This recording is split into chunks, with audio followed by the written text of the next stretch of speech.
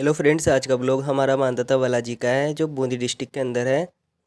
हम इस पहाड़ी तक जाएंगे जहाँ पर वो बालाजी दिख रहे हैं। तो हम हाथ सेक लेते हैं, ठंड ज़्यादा है तो चलते हैं, स्टार्ट करते हैं। सीताराम। नमस्कार भाई और बहनों, जैसा कि आप जानते हैं हम मानदाता बालाजी की ओर जा रहे हैं। आज शनिवार है, ये अंतिम शनिवार होगा जिसे रामलला टेंट में विराजमान है। और रामलला अब 22 जनवरी को पौष शुक्ल की द्वादशी को सोमवार के दिन गर्भगृह में प्रवेश करने वाले हैं। इसके लिए आपको सधन्यवाद।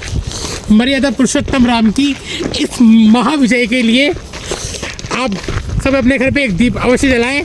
जय श्री राम। भाई और बहनों, हम अभी वर्तमान में इस काशी के जय सागर की तरफ स्थित हैं। आप यहाँ का नज़ारा देख सकते हैं चारों ओर का। पहचान गए होंगे कौन सी जगह है, ठीक है। हमारे साथ हमारे प्रिय मित्र नितेश जो कि बजरंगी भक्त हैं, ये हमारे साथ ही हैं। तो हम आज शनिवार के दिन हम बालाजी के जा रहे हैं। तो यहाँ पर आने के लिए भी हमने बहुत संघर्ष किया है। जो रोड दिख रहा है ना आपको, इसके लिए हमने बहुत ज़्यादा संघर्ष किया है। सन 1631 करो कथा हरिपद धरि सीसा। इस राम जन्मभूमि के महापर्व पर, राम जन्मभूमि तो क्या कहेंगे, अब तो हम राम को प्रवेश के लिए, जैसा कि आप देख चुके होंगे, राम जी की कृष्ण की जो प्रतिमा लगभग वो 5 वर्ष की आयु की जो आसपास है, उसकी उस प्रतिमा का उन्होंने चित्रण किया है। बिल्कुल ऐसे लग रही है जैसे तो साक्षात प्रभु श्री राम प्रकट हो चुके हों। तो आइए हमारी ये जीत हुई है 500 सालों बाद। इस विजय जिसको तुलसीदास जी अपने जीवन में नहीं देख पाए, इस महाविजय को, उस महाविजय के साक्षी बनने जा रहे हैं हम सब।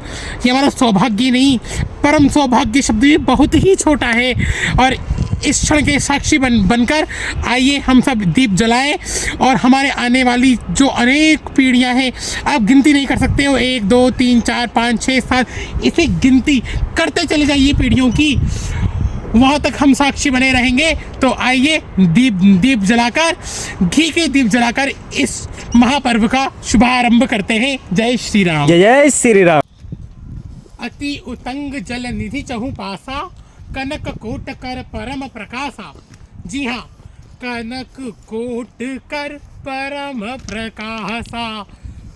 सोने की लंका सूर्य की किरणों से शोभायमान हो रही है। तो क्या ये लंका है? ये तो अयोध्या है, लंका से भी बहुत गुना अच्छी। अवधपुरी सोहई अही भांति, प्रभु ही मिलन आई जनुराती। ऐसा लग रहा है कि ये जो सूर्य है स्वयं पृथ्वी पर आकर प्रभु के दर्शन के लिए उतावला हो रहा है। ऐसा लग रहा है कि ये दिन अनंत समय के लिए आगे बढ़ जाए तो कितना शुभ हो। तो इस अवसर पर बार बार हम इस अवसर कितने अवसर करेंगे हम। ये अवसर नहीं है, ये उपलक्ष्य नहीं है, इसके लिए कोई शब्द ही नहीं है। इस परम खुशी को शब्दों का रूप नहीं दिया जा सकता। जो इस वक्त अनुभूति हो रही है उसे शब्दों में बयान नहीं किया जा सकता। और अनुभूति को कभी शब्दों में बयान ही नहीं किया जा सकता, क्योंकि जिस अनुभूति को शब्दों में बयान किया जाता है वह अनुभूति नहीं, संभूति होती है। तो अनुभूति हो रही है। और बंधुओं, हम आज इस वेला में प्रवेश कर चुके हैं जब चारों ओर खुशियों का माहौल है। भारतवर्ष समेत संपूर्ण विश्व अपार आनंद की हिलोले ले रहा है। इन खुशियों का अपार पारावार उमड़ रहा है। इस समय हमें क्या करना चाहिए? हमें प्रभु श्री राम से अपने जीवन के उत्थान की जो अभिलाषा है उसकी प्रार्थना करनी चाहिए। और निश्चित ही श्री राम तो अभी कितने, आप एक बार खुद अपने ऊपर लेकर सोचिए इस बात को कि जब आपको कोई नया घर मिले तो भी एक बहुत ही लंबे संघर्ष के बाद तो आप कितने खुश होंगे। और जो आपके कोई व्यक्ति मांगेगा तो निश्चित रूप से आप उसको कुछ देने की स्थिति में उस वक्त होंगे। तो यही चीज़ आप प्रभु श्री राम को देखिए। आप उसको ईश्वर के रूप में कल्पित मत कीजिए, एक साधारण मानव के रूप में कल्पित कीजिए। क्योंकि उन्होंने कहा भी था कि मैं कछु कर भी जो नित नर लीला मनुष्य की लीला। तो अगर आप उन्हें मनुष्य के रूप में अगर मानते हैं तो आप खुद को एक बार उनकी स्थिति पर रख कर देखिए, आप उस वक्त कितने प्रसन्न होंगे और किसको कितनी चीज़ें देने की स्थिति में होंगे। निश्चित रूप ही फिर वो लक्ष्मीपति हैं, उनके पास तो अपार खजाना है देने के लिए, तो निश्चित ही आपकी अभिलाषा अवश्य पूर्ण होगी। और बिना किसी भेदभाव के कि मंदिर अपूर्ण है, मंदिर अपूर्ण होने की स्थिति में प्राण प्रतिष्ठा नहीं होता। गर्भगृह बनना चाहिए, गर्भगृह पूर्ण हो चुका है और इसके बाद वहाँ पर प्राण प्रतिष्ठा की जा रही है। प्राण प्रतिष्ठा का कार्यक्रम है, ना कि मंदिर अनावरण का कार्यक्रम है। तो इसलिए सारे मन में आपके मन में जितनी भी शंकाएं हैं, सबका समाधान करें, सबको निरस्त कर इस महापर्व में अपना संपूर्ण योगदान दीजिए। जय श्री राम। हाँ तो भैया एक बात बताइएगा कि प्राण प्रतिष्ठा होती क्या है? ये प्राण प्रतिष्ठा हिंदू धर्म की एक महान रीति है, एक संस्कार आप इसे कहिए। मंदिर के अंदर एक संस्कार है। एक्चुअली में जो हिंदू धर्म के जो उपासक हैं, जो हिंदू धर्मावलंबी हैं, मतावलंबी हैं, वो मूर्तियों की पूजा नहीं करते हैं। हिंदुओं को जो मूर्ति पूजक कहा जाता है, नहीं है, मूर्ति पूजक नहीं है, देवता पूजक हैं। आपकी अगर मूर्ति खंडित हो जाती है तो क्या उसकी तो खंडित हुई मूर्ति क्या पूजा करते हो? नहीं करते हो। यानी मूर्ति की तो पूजा नहीं होती है, देवता की पूजा होती है। मूर्ति तो कहीं भी है, अब मूर्ति के अंदर देवता कैसे आए, उसके लिए एक विधि शास्त्रों में बताई गई है। शास्त्रों में उन मंत्रों का उच्चारण किया जाता है जिससे देवताओं का आह्वान उसके अंदर किया जाता है। और कहीं बार तो स्पष्ट रूप से देखा गया है कि मंत्रों का उच्चारण करने के बाद मूर्ति के अंदर नाड़ी तंत्र संचालित हो जाता है।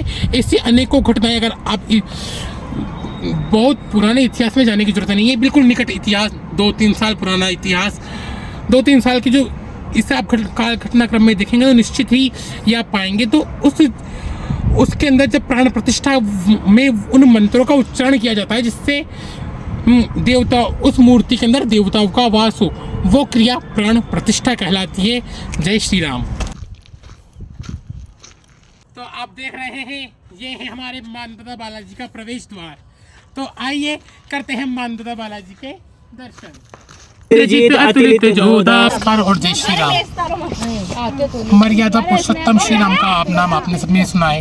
श्री राम को मर्यादा पुरुषोत्तम क्यों कहते हैं? इसके अनेक कारण आपको देखने को परिलक्षित होंगे, लेकिन एक में जो मुझे मेरी दृष्टि में सबसे बड़ा कारण लगता है वो मैं बता रहा हूँ। मर्यादा पुरुषोत्तम क्यों है?